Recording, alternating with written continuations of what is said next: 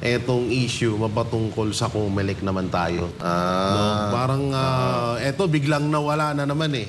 No, biglang nawala itong issue na to. Tayo nga, isa pa yan, yung panawagan ng Duterte 7 at ni Pastor Apollo Siquiboloy na manual counting. Parang hindi na rin pinapansin ni Chairman George Garcia. Bakit naman? Una-una, dapat nilang aksyonan yan kasi request yan ng taong bayan. At yan ang kagustuhan ng taong bayan ngayon na magkaroon ng manual counting. So ngayon, parang ano na lang ang nangyari na naman. Parang Maharlika Fund, parang 500 billion flood control, at BICAM report na parang hindi na napag-uusapan ngayon. Hindi na napag-uusapan yung mga issue na yan. Dito kasi, tapos ito pa, parang biglang nawala si George Garcia. Ano na nangyari sa'yo, Chairman George? Oo, ang tagal na ho naming inaantay ang desisyon mo na magkaroon na ng manual counting. Ang dami na pong buong Pilipinas na ho ang nagre-request sa inyo na magkaroon ng manual counting. But parang bigla kayong nawala at bigla kayong parang natakot kayo. Yung mga yung una pang issue, hindi nyo pa naipapaliwanag. Tapos eto, tinatalikuran nyo na naman. So napakapangit, no? Parang RJ, about sa manual counting. Kaya nga siguro si George Garcia, less talk, less mistake. Kasi nung una siya nagsalita, nakita natin na sablay talaga yung mga pinagsasabi niya. Magkaiba yung sa una at magkaiba yung sa huli. Kaya siguro ang ginagawa niya ngayon, hindi na lang ako magsasalita. Kasi mawawala din naman yan. Eto nga, kaya siguro nila ito, hanggang ngayon, pinupush nila yung impeachment. At yan, ang laking impact ng ni Torre, parang natabunan nga yun. So, itong mga bagay na to, talagang gagawin nila o mananahimik na lang sila kasi lilipas din naman. Kagaya nga nung sinabi mo, partner, na nangyayari dati, yung sa flood control project, sa BICAM report. Yan yung mga yan na dapat nating pinag-uusapan, bigla-bigla na lang yung nawawala pag tumahimik na sila. So, ang gagawin nila, manahimik na lang tayo kasi makakalimutan din naman nila yun. Ayan, kaya tayo mga kababayan, dapat patuloy pa rin tayong hanapin natin yan o mag-ingay tayo patungkol dyan kasi kung mananahimik tayo, mawawala talaga yan. 3 years ito nga etong ginagawa nila ngayon, palakiputas na naman ito. Tingnan nyo, nawala na yung COMELEC, nawala na yung issue sa manual counting. Pinawala nila. Itong Marcos administration, napakagaling nito sa propaganda talaga. Pagka may gusto silang pagtakpan, talagang gagawa sila ng issue para mabura sa isipan ng tao yung mga ipinapanawagan na napaka-importante katulad nitong manual counting. So now, dapat hindi tayo tumigil sa hahanap sa kanila or kasasabi sa kanila kung ano talaga yung damdamin ng taong bayan. Kasi sa tuwing nakakalimutan natin, gumagawa sila ng bagong issue na para bagang wala ng kasalanan, wala nang nagawang pagkakamali at wala nang dapat ayusin. So hindi po pwede yung gobyerno na ganito. Kasi parang hindi na napapakinggan ang boses ng taong bayan na wala naman sila dyan kung hindi sa boto nitong mga Pilipino na naglalagay sila sa kanilang mga posisyon. At ang dyan, no, sinabi niya yan.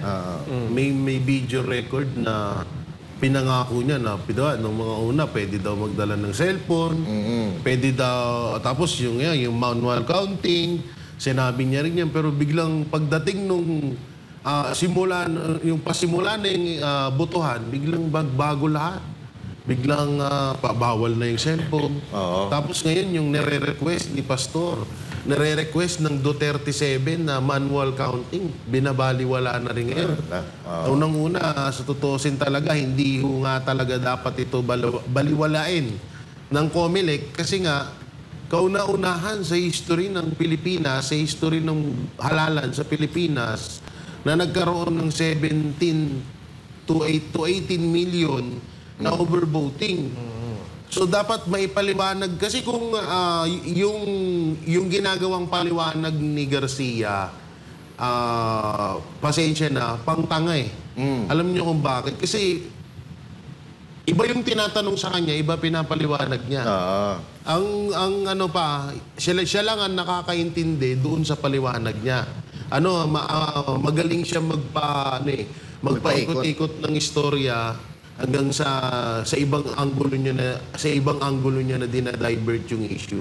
Ito nga, ginagawa niya komplikado ang mga bagay-bagay, yung paliwanag niya, para yung tao mawalan na ng gana na makinig sa kanya at umayo na lang doon sa gusto niya sabihin. Pero hindi mo pwedeng ganun. Dapat nananaig yung katotohanan, dapat lumalabas talaga. Kasi questionable naman talaga eh. Yung election, maraming ang iba yung lumalabas doon sa resibo. Tapos may nawalang 5 milyon na boto. So which is, sa akin ay talagang napaka-imposible. That's the first time yun na nangyari. At yung wala doon sa tinatawag natin ng mga survey, biglang number 3, number 4. Di ba? Wala tayong magagawa. Kundi, ang manawagan talaga. Dahil kung ito, pakakakalimutan natin, baka mas malala pa yung gawin nila sa 2028 election. Parang RJ. Kaya nga nananawagan tayo dun sa mga senador na nanalo. Wag natin pong tigilan to. Kasi kung hahayaan na lang natin yan na ganyan, malamang, although nasanay na tayo na ganyan, nakalimutan na natin, di ba? Itong election na to, di ba? Nakalimutan na natin. Dumaan ng 1 taon, 2 taon. Limot na ng taong bayan yan. Ano nangyari nung nakaraang eleksyon? Wala naman siguro nangyaring dayaan. Ngayon, gagawin nila ulit. Para nga naman mapaupo yung gusto nilang mapaupo. Ang mahirap niyan, pag nakaupo, yung mga nandyan, yung mga, halimbawa, katulad na lang ni although, imposible nang manalo to si Tamba Pero merong isang sumisigaw na naman dyan, bigla na namang lumitaw. Kilala nyo na kung sino yung babae na yan. Hindi, tsaka ito, parang RJ Master, yung pagkahalal ng mga senador, lalo na yung mga bago ngayon, dapat yan sila Senator Bongo, Senator Bato. So, antayin pa rin natin, no? At yung iba pang mga senador na hinalal natin, dapat pag-usapan nila ito. Itong nangyaring sobrang napakalaking overvoting sa COMELEC. Kasi pag hindi natin pag pinabayaan natin to ng pinabayaan, dadalhin nila to hanggang sa 2028 election. Tama yan. Gusto nyo bang maging presidente si Martin Romualdez at maging prime minister ng Pilipinas? Naku po, ngayon pa lang dapat tuldukan na natin tong dayaan na to. Kasi sa oras na iyang mga yan na maupo ulit, kawawa. Tignan nyo ngayon, nire-request nga ng tao, impeach na si Garcia. Oo, si Garcia na request. Bingi-bingihan lang sila. Oo, tama yung sinabi mo, no? Tama yung sinabi mo na yung mga nanalo na mga senador, dapat ito ay imbestigahan nila. Kasi yung mga tao, yung mga botante, wala namang kakayahan Yung mga botante, pagkatapos ng eleksyon, ang gagawin niyan, magtatrabaho na. Wala na silang pakialam kung nagdadaya ba o hindi. Kasi kung yung unang iisipin nila, wala na silang kakainin. So, mga senador talaga, yung mga nanalong senador na talagang para sa taong bayan, yan dapat sila ang humahabol kung ano talaga yung nangyari, mayroon pa talagang dayaan, para na sa ganun, maliwanagan ng taong bayan. Kasi itong administrasyon ni Marcos, katulad ng sinabi ni Mayor Basti Duterte doon sa Dahig, na si Marcos Jr. ay ubod talaga ng kasinungalingan mula pa siya, nang maupo siya sa kanyang pwesto bilang presidente ng Pilipinas. Yun ang madiin ang pagkakasabi ni Mayor Basti Duterte dyan sa Dahig.